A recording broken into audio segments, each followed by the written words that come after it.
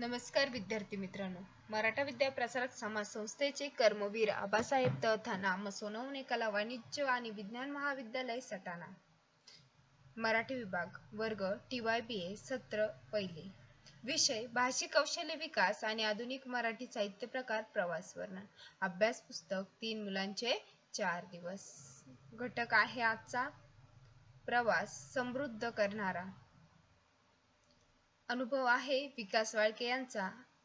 मी प्राध्यापिका कामिनी निफाडे आज आपल्यासाठी प्रवास समृद्ध करणाऱ्या विकास वाळके यांच्या अनुभवाचे अभिवाचन करणार आहेत। याआधी आपण आदर्श पाटील यांच्या अनुभवाचे अभिवाचन आधीच्या लेक्चर मधून केलेले आहे। सुरुवात करूया।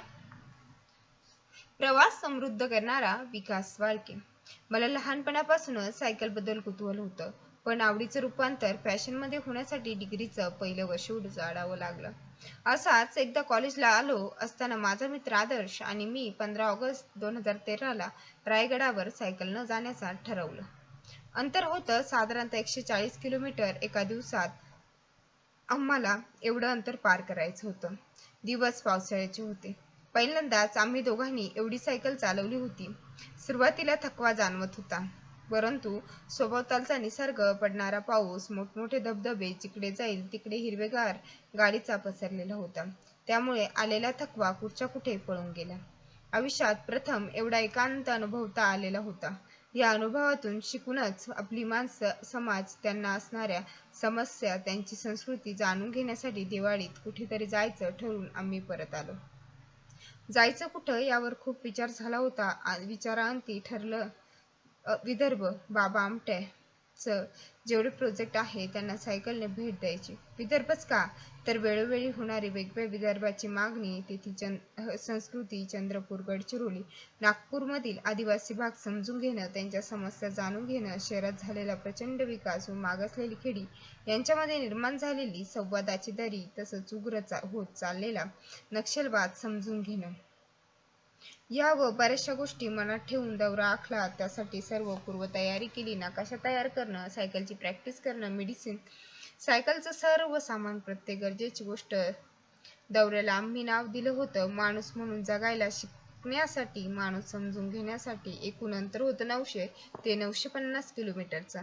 आम्ही कुठेच राहण्याची सोय करण्याचं ठरवलं नव्हतं। ज्या गावात अंधार पडेल तिथेच मुक्काम करायचा, मग तो गावातील मंदिरात असो वा आदिवासी पाड्यात। सायकलवरून जाण्याचा उद्देशच लोकांमध्ये जाऊन राहावे हा होता। जेव्हा तुम्ही मोटरसायकलवर अशा एखाद्या टूरवर जाता, तेव्हा तुम्हाला स्थानिक लोकांशी तेवढं समरस होता येत नाही, प्रत्येक गोष्ट जवळून अनुभवता येत नाही। या उलट अनुभव हा सायकलवरचा असतो। जाण्या येणारा प्रत्येक जण आपुलकीने आपली चौकशी करत असतो। समोरच्याला तुमच्याबद्दल एक कुतूहल असतं आणि तेच तुमच्यातील दुरावा दूर करत असतं। सायकल हे संवादाचं एक उत्तम माध्यम ठरतं। हा दौरा दिवाळीतच ठरवण्यामागचं कारणही वेगळंच होतं। आदिवासी लोक दिवाळी कशी साजरी करतात हे बघायचं होतं आणि घरी जाऊन 8 दिवस असेच घालवण्यापेक्षा हे दिवस सत्कारणी लावायचे होते। तसंच कॉलेजला देखील सुट्टी मारायची गरज नव्हती। ठरल्याप्रमाणे तो दौरा व्यवस्थित पार पडला। बाबा आमटेंचं आश्रम, आनंदवन सोमनाथ प्रकल्प, नागेपल्ली प्रकल्प, हेमलकसा लोकबिरादरी प्रकल्प, त्याचबरोबर वर्ध्याचं गांधीचं सेवा आश्रम, विनोबाचा पवनानगर आश्रम, हे सर्व आम्ही सायकलवरून वेळेत पूर्ण केले। वाटेत मुक्काम केलेली आदिवासी गावं, त्यात गडचिरोलीतील बोदली, कांदोली, मोरवाही, चंद्रपूरमधील उमरेड, भेंडाळ अशा गावात राहिलो। या गावात किशोर लोखंडे भेंडाळ, रामपूर हेमलकेसा, सुरेश महिश पिंपरी चंद्रपूर, गुलाबकाका भेंडाळा अशी भेटलेली नवी माणसे आमच्याशी कायमची जोडली गेली। तसंच समाजासाठी, तेथील लोकांसाठी पूर्ण आयुष्य वाहून घेतलेली जगावेगळी माणसं देखील मिळाली। त्यात विकास आमटे असतील, राणी व अभय भंग असतील, प्रकाश व मंदा आमटे असतील, सेवाग्रामचे श्रीराम जाधव असतील किंवा अहेरीतील डॉ. कन्ना मडावी असतील, त्यांच्याशी बोलणं, त्यांचा विचार जाणून घेणं हा एक समृद्ध करणारा अनुभव होता। त्यांनी स्थानिक आदिवासी लोकांसाठी चालवलेलं काम थक्क करणारं होतं। तो पूर्ण दौरा नागपूर ते गडचिरोलीतील भामरागड असा होता। वरील व्यक्तींशी व स्थानिक लोकांशी बोलल्यावर असं जाणवलं की ते तर खूप पुढारलेले आणि समाजाच्या प्रवाहाशी जोडलेले आहेत, परंतु भामरागडच्या पुढे गेल्यावरच खूपच मागासलेला भाग आहे, पूर्णपणे जंगल आहे. विदर्भ दौऱ्यावरून आल्यावर भामरागडच्या देखील पुढे जाण्याचा विचार मनात आला. किंवा सारखा येत होता. दिवाळीत परीक्षा असल्यामुळे शक्य झालं नाही. परंतु जायचं मात्र ठरलं. रात्रीचा दिवस दौऱ्याचा ध्यास लागला होता. मार्ग होता भामरागड, सुकमा, दंतेवाडा, बलिमेला, विशाखापट्टणम, एकंदरीत 3 राज्य. छत्तीसगड, ओडिशा, आंध्र प्रदेश. आम्ही सायकलवरून पालथी घालणार होतो. अंतर तसं कमीच होतं, साधारणतः 900 ते 950 किलोमीटर. पण परिसर पूर्ण दुर्गम व नवखा असल्यामुळे खूप तयारी करावी लागणार होती. राज्याबाहेर पहिल्यांदा जात असल्यामुळे जास्त काळजी घ्यावी लागणार होती. शिवाय त्या भागात मोबाईलला नेटवर्क नसल्यामुळे घरच्यांना पूर्ण कल्पना देणं गरजेचं होतं. खूप मायक्रो प्लॅनिंग करावे लागणार होते. तिथलं हवामान, भाषा याबद्दल माहिती मिळावी लागणार होती. डिसेंबर ते जानेवारी दरम्यान जाण्याचं पक्क झालं होतं. तारखा निश्चित होत नव्हत्या कारण रेल्वेचं रिझर्वेशन मिळत नव्हतं. त्यामुळे इतर गोष्टींची जमवाजमव करत होतो. वेगवेगळ्या NGOशी संपर्क साधून माहिती काढत होतो. आदिवासी व त्यांचे प्रश्न यांची उत्तम जाण असणाऱ्या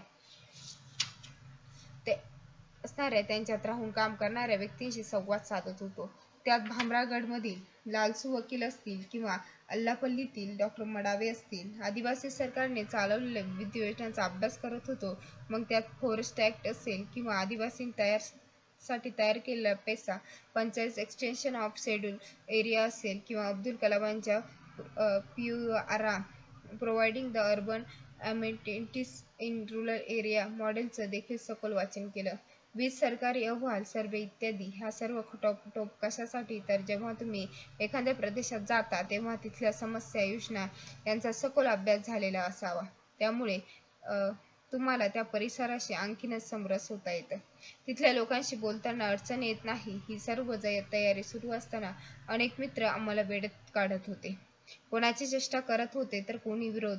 जवळचे मित्र मात्र पाठीशी उभे राहून होते.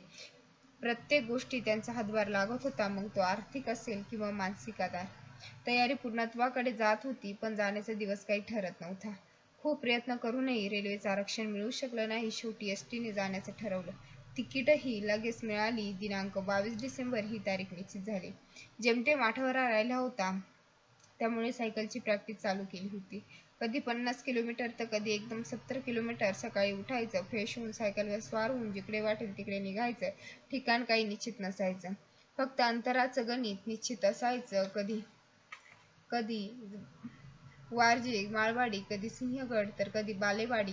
प्रॅक्टिस चांगली झाल्याने एक वेगळाच हुरूप आणि आत्मविश्वास होता. कशाही खडतर परिस्थितीत सायकल चालवण्याचा विश्वास आला होता आणि शरीरही साथ देत होतं. गुगलवरून मॅप तयार केला होता. अगदी बारीकसारीक गोष्टी सुद्धा त्यात होत्या.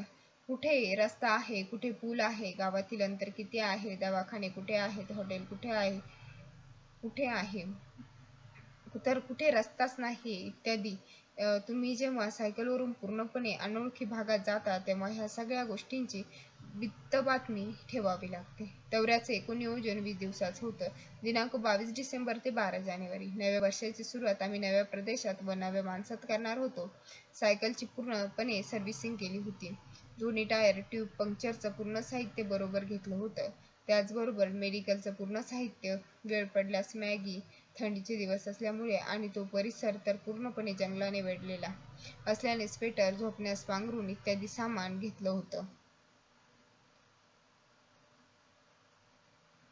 किती सामान वस्तू बरोबर नेल्या तरी कमीच होत्या, पण आम्हाला हे सगळं सायकलवर व्हायचं होतं. त्यामुळे कमीत कमी कपडे घेण्याचं ठरवलं होतं. 70% सामान हे फक्त खाण्याचं होतं. खाण्याबाबतीत आम्हाला हलगर्जीपणा करून चालणार नव्हतं, कारण मागील दौऱ्यात कुठेच गाव न लागल्यामुळे आम्हाला मॅगीवरच राहावं लागलं होतं. यावर्षी दिवाळीत घरी आठवडाभर राहिल्यामुळे घरच्यांना दौऱ्याची पूर्ण कल्पना दिली होती, पण पुन्हा 2 दिवस आधी घरी जाऊन आलो. पुणे शहरापासून जवळच वाघोली येथे घर असल्याने सायकलनेच गेलो. त्यामुळे प्रॅक्टिसही झाली आणि घरच्यांना देखील भेटलो. वडिलांजवळ बसून दौऱ्याचा प्लॅन व्यवस्थित डिस्कस केला. त्यांच्याकडून काही मार्गदर्शनपर सल्ले देखील मिळाले. तुम्ही टूरवर निघालेले असताना तेव्हा घरच्यांचा पाठिंबा असणं खूप गरजेचं असतं. त्यामुळे तुम्ही दौऱ्याचा आनंद घेऊ शकतात. घरच्यांचे आशीर्वाद घेऊन पुण्याला आलो. एकंदर स्वारी खूप आनंदात बघत होती. तर यापुढील जो भाग आहे त्यांचा दौऱ्याचा जो सुरुवात आहे विकासच्या शब्दामध्ये किंवा विकासचा अनुभव पुढील लेक्चरला बघू. धन्यवाद.